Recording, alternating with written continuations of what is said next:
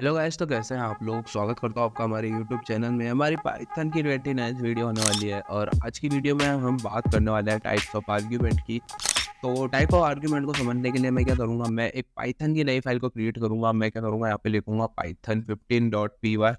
मैं लिखूँगा Python 15.py और मैं क्या करूँगा, मैं इधर एक कमेंट डाल दूँगा जिसमें मैं लिखूँगा टाइप्स ऑफ आर्ग्यूमेंट।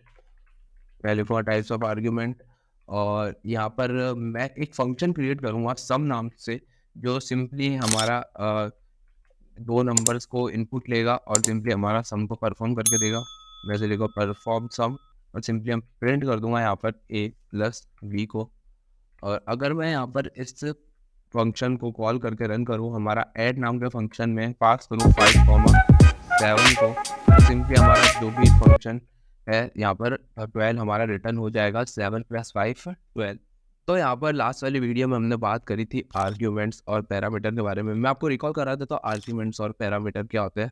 जब भी आप कोई फंक्शन कॉल करते हो और फंक्शन के नाम के बाद में ब्रैकेट्स में आप कोई एक पैरामीटर्स लिखते हो, यानी ए बी सी जो भी आप पैरामीटर लेते हो, यानी फंक्शन को आप बताते हो कि कौन कौन सी वैल्यू यूजर से लेनी है आर्ग्यूमेंट में, तो उसको हम कहेंगे पैरामीटर्स। और उसके बाद में हमारे पास जब आप फंक्शन को कॉल करते हो और उस फंक्शन के पैरामीटर्स यानी जितने पैरामीटर्स है उसके अंदर जो भी वैल्यू आप पास करते हो, यानी एक्चुअल जो वैल्यू आप पास करते हो, उसको हम कहेंगे पैरामीटर्स।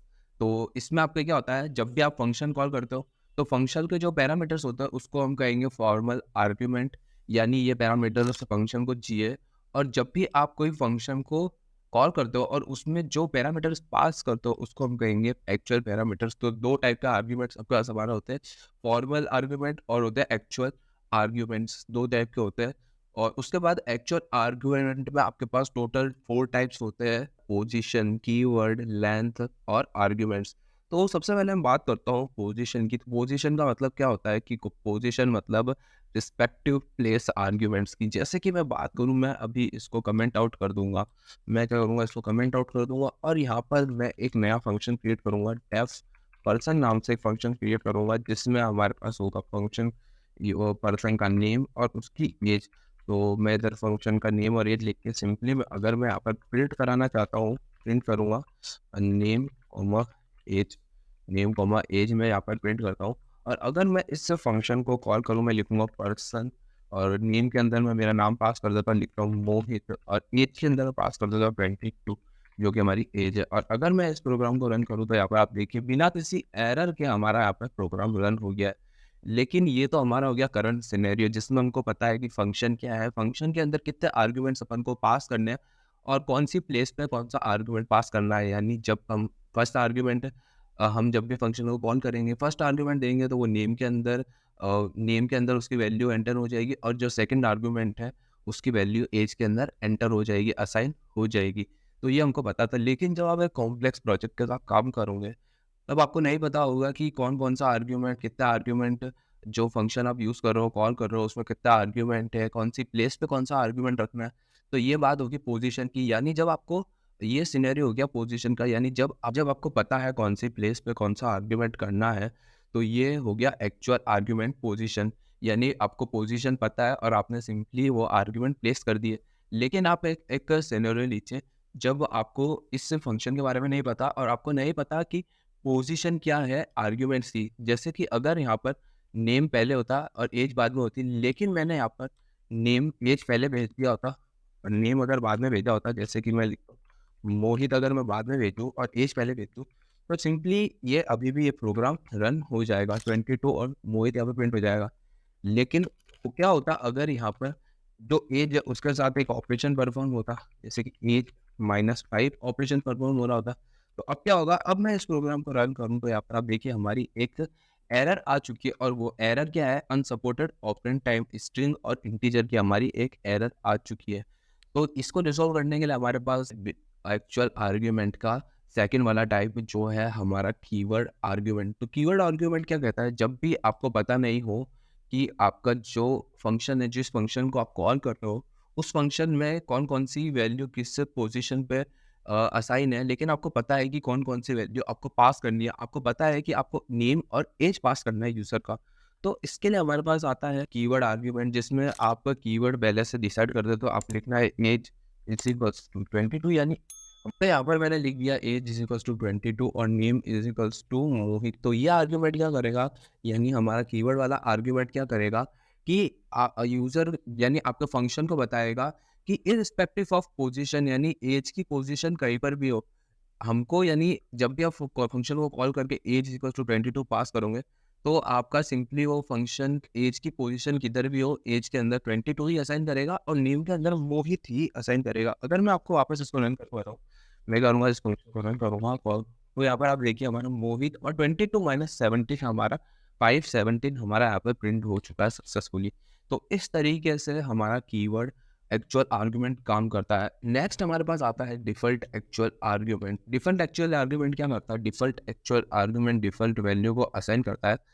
अगर मैं एक सिनेरियो लेकर चलूँ, जैसे कि आप सोशल मीडिया प्लेटफॉर्म यूज़ करते हो और सोशल मीडिया प्लेटफॉर्म के अंदर आपके पास काफ़ी सारी डिटेल्स आती है भरने के लिए, लेकिन कई बार ऐसा होता है कि आपके पास टाइम नहीं होता और आप फटाफट वो चीज़ को करना चाहते हो, तो वापस आपके पास एक ऑप्शन आता है स्किप का।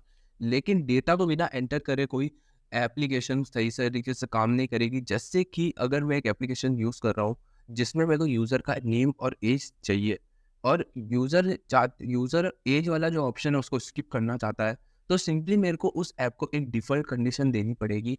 जैसे कि अगर मैं इधर इस नेम को हटा देता हूँ और सिर्फ़ मैं इस पर्सन में सिर्फ़ पर्सन का नेम को पास करता हूँ, तो यहाँ पर आप देखिए हमारी एक एरर आ जाएगी जिसमें लिखा हुआ है missing one positional argument age ही। ये हमारी टाइप एरर आ चुकी है क्योंकि मैंने यहाँ पर एज पास नहीं करी। तो मैं क्या करूँगा, मैं अगर इस फंक्शन को एक डिफ़ॉल्ट आर्गुमेंट दे दूँ एज के लिए, मैं लिखूँगा एज इज इक्वल्स टू 18, यानी 18 यूज़र की अगर पर्सन यानी जो यूज़र है वो एज पास करे तो सिंपली वो एज ले लो, वरना अगर यूज़र अगर आपको एज नहीं देता है तो सिंपली एज डिफ़ॉल्ट 18 प्रिंट हो जाएगी। मैं क्या करूँ, अगर मैं इसको रन करूँ, मैं इसको रन करता हूँ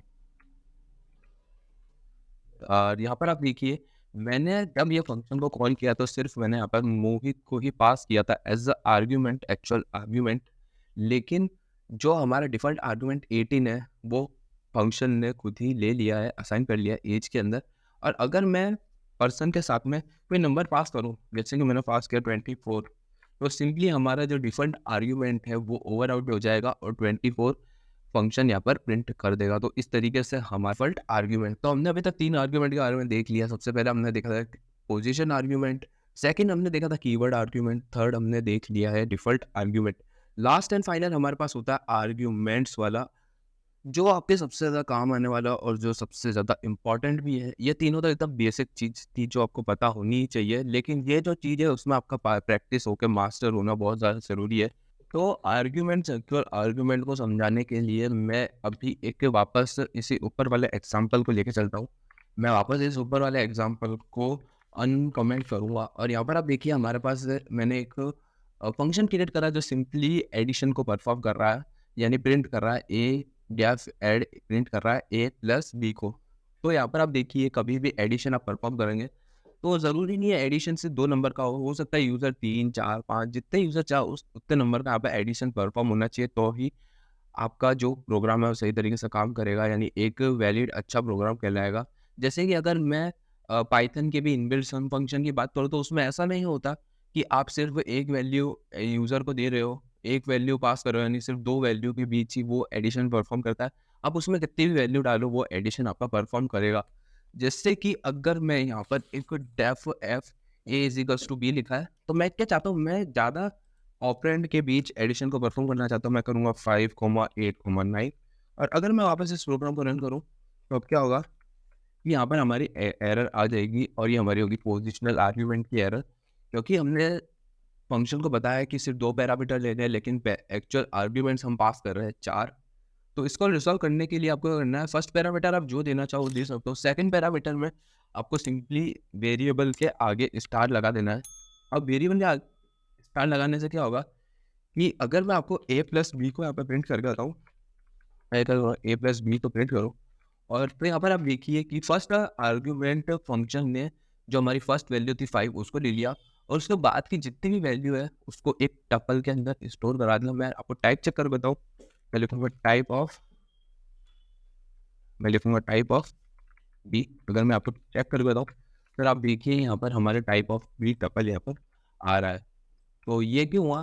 क्योंकि हमने जितने भी इसको आप कहते हैं आर्ग्यूमेंट्स, यानी आप आर्ग्यूमेंट नहीं, आप बहुत सारे आर्ग्यूमेंट एक साथ पास कर रहे हो, और जितने भी आप आगे के जितने भी आर्ग्यूमेंट हैं, उसको अगर पास करोगे तो वो सिंपली एक टपल के अंदर स्टोर हो जाएँगे। इस बात का आपको ध्यान रखना है। यानी आप मल्टीपल आर्ग्यूमेंट्स पास कर रहे हो, फंक्शन वो सारा आर्ग्यूमेंट लेगा जितना आप पास करोगे। जैसे कि 7, 8, 9, मैं इधर 11 भी डाल दूँगा, मैं इधर 14 भी डाल दूँगा, तो अभी वो आर्ग्यूमेंट फंक्शन लेगा इर्रिस्पेक्टिव ऑफ लेंथ।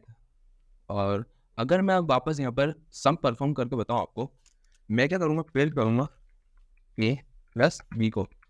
मैं अगर ए प्लस बी को यहाँ पर प्रिंट करूँ और सम करके कोशिश करूँ, तो यहाँ पर आप देखिए हमारी यहाँ पर एरर आ चुकी है, अनसपोर्टेड ऑपरेंड टाइप। तो आप इंटीजर और टपल के बीच कभी भी सम को परफॉर्म नहीं कर सकते।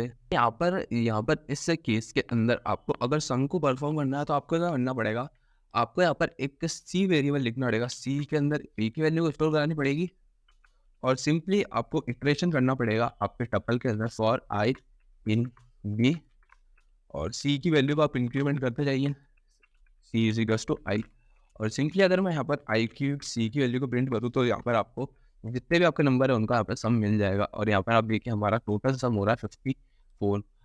इससे सेम चीज़ को करने के लिए आप डायरेक्टली आर्क्स का भी यूज़ कर सकते थे, जिससे कि अगर मैं इस ए को हटा दूँ और सिंपली मेरे को करना पड़ेगा, मेरे को यहाँ पर सी इज इक्वल टू ए लिखा है, इसको कर दूंगा 0, और ऊपर का सारा मैं अभी कर दूंगा कमेंट आउट। अब आप देखिए, अब मैं इसको रन करूँ तो जैसा पहले काम करा था वैसा का ऐसा ये 54 यहाँ पर हमको प्रिंट करके दे देगा। तो इस तरीके से हमारे एक्चुअल आर्ग्यूमेंट्स के टाइप होते हैं, और आप यूज़ कर सकते हो टाइप्स ऑफ एक्चुअल आर्ग्यूमेंट। और यहाँ पर आपको सबसे ज़्यादा जो इम्पोर्टेंट चीज़ है वो है स्टार आर्ग्यूमेंट्स, इस सब सबसे ज़्यादा आपको ध्यान देना है। नेक्स्ट वीडियो में हम बात करेंगे कि किस तरीके से आप डिक्शनरी को पास कर सकते हैं एक फंक्शन के अंदर, किस तरीके से की वैल्यू पे पेयर आप पास कर सकते हैं फंक्शन के अंदर। काफ़ी इंटरेस्टिंग वीडियो होने वाली है नेक्स्ट वाली। तो अगर आपने अभी तक हमारी पाइथन की प्लेलिस्ट को एक्सेस नहीं किया है, तो पाइथन की प्लेलिस्ट को एक्सेस कर लीजिए, बेल नोटिफिकेशन ऑन कर दीजिए ताकि अपडेट्स आपको सबसे पहले मिल सके। तो बस गाइस, आज की वीडियो में इतना ही। मिलता है आपको पाइथन ट्यूटोरियल की नेक्स्ट वीडियो में, तब तक के लिए जय हिंद।